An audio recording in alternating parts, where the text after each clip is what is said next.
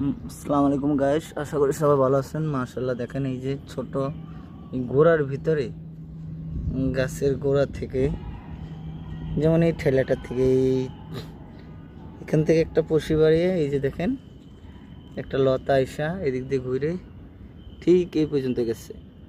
প্রতিটা ঘিরে ঘিরে গিরায় গিরায় গিটে গিটে করলা ধরে, যেমন এই একটা ধরছে, তারপরে এইখানে ধরছে, এইখানে ধরছে, এই যে করলার ফুল দেখছেন এখানে ধরছে, তারপরে এই যে এখানে ধরতেছে এই যে করলা।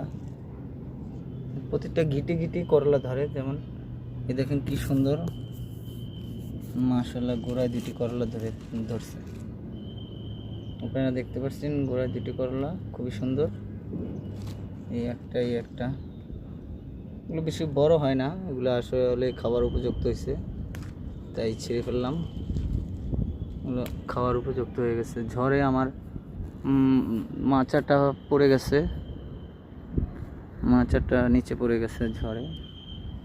এইখানে করলা দুইটা, এখানে আরও অসংখ্য করলা এই যে গোড়া থেকেই মনে করেন যে এই যে করলার ফুল ফুটতেছে, এই যে করলা, এখানে এই যে করলা, অসংখ্য করলা ধরছে, এইখানেও ধরছে, এই যে এইখানেও এই যে করলা ধরছে।